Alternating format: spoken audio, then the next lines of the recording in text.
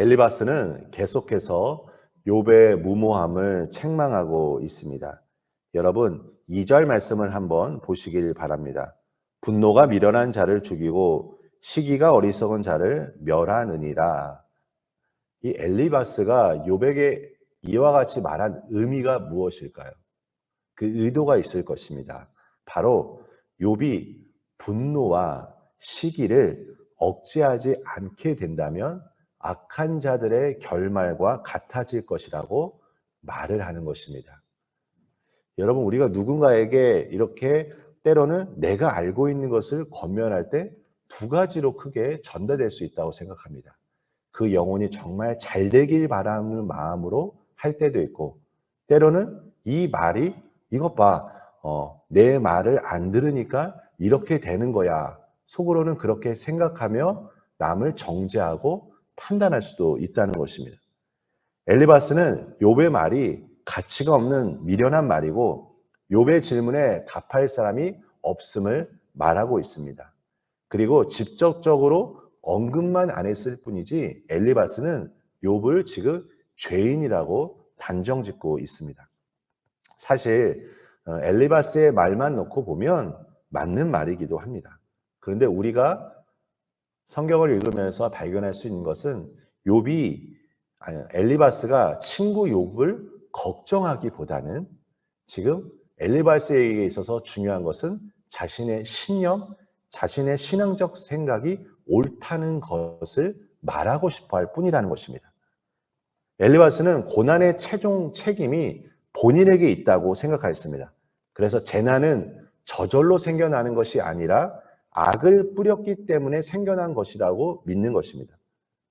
그래서 욥에게 그 원인을 하나님에게 돌리지 말고 자신에게 찾아야 한다고 말하는 것입니다.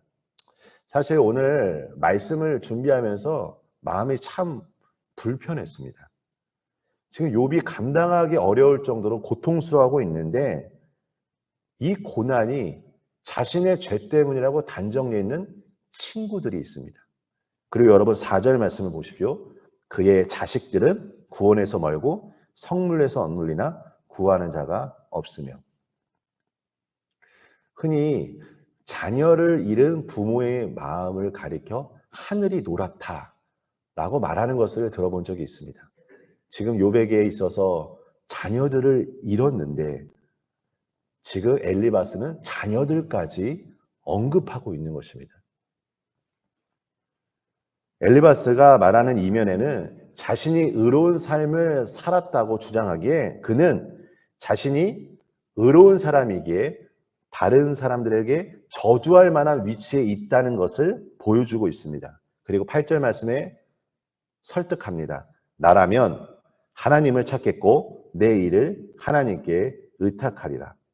그가 이와 같이 말하는 이유는 하나님께서는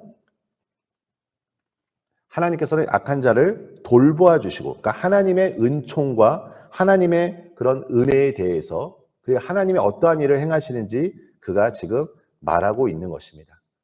때에 맞지 않는 권면은 다른 사람들에게 늘 상처를 줄 수 있다는 것을 우리는 기억해야 할 것입니다. 예수님이 말씀하시기를 너희가 비판하는 그 비판으로 너희가 비판받을 것이요 너희가 헤아리는 그 헤아림으로 너희가 헤아림을 받을 것이니라 라고 말씀합니다.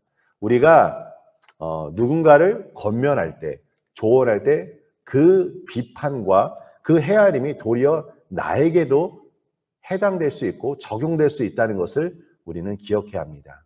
여러분, 확신을 갖는 것은 참 중요하다고 생각합니다. 하지만 나의 경험과 지식이 확신이 되면 어느 순간 이것이 교만으로 나타날 수 있고 이 확신의 언어가 다른 사람들에게 상처를 줄 수 있다는 것을 유념해야 할 것입니다. 친구란 어떠한 존재일까요? 우리 성도님들에게 있어서 친구는 어떠한 존재입니까? 함께 웃고 함께 울며 그리고 속마음을 함께 나누고 존재만으로도 의미가 있는 것이 바로 친구라고 생각합니다. 그렇다면 우리가 속한 공동체는 어떠한 곳입니까? 우리 성도님께서 신앙생활 하시는 반석교회, 그리고 내가 속한 신앙의 공동체, 구역, 그리고 교회 밖에서 혹시 함께 믿음의 교제를 나누고 있는 그 공동체는 어떠한 곳입니까?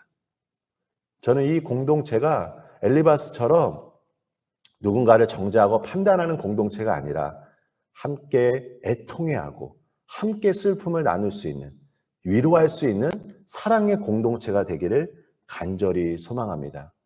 오늘 말씀을 준비하면서 이찬수 목사님의 짧은 설교 영상을 보게 되었습니다.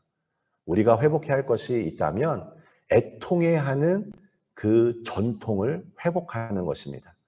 누군가의 그 아픔을 위로하는 것은 참 쉽지 않기에 오늘 우리는 주님 앞에 기도해야 할 것입니다.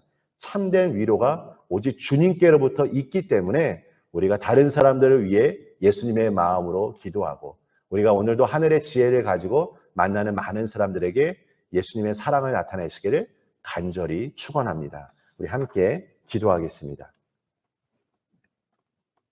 아버지 하나님, 감사합니다. 하나님, 우리가 예수님의 마음으로 항상 한 사람 한 사람을 사랑하고, 그리고 그들에게 격려와, 그리고 한 사람 한 사람이 걸어가는 그 길마다 지지하고, 그리고 기도하는 아름다운 신앙 공동체로 세워지기를 간절히 소망합니다.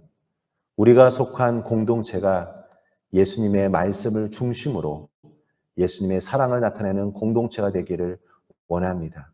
아버지 하나님, 그래서 우리 반석교회에 오시는 많은 분들이 이 안에서 흐르는 예수 그리스도의 놀라운 사랑으로 회복되고 세상을 향해 빛과 소금의 역할을 온전히 감당할 수 있도록 축복하여 주시옵소서. 예수님의 이름으로 기도합니다. 아멘.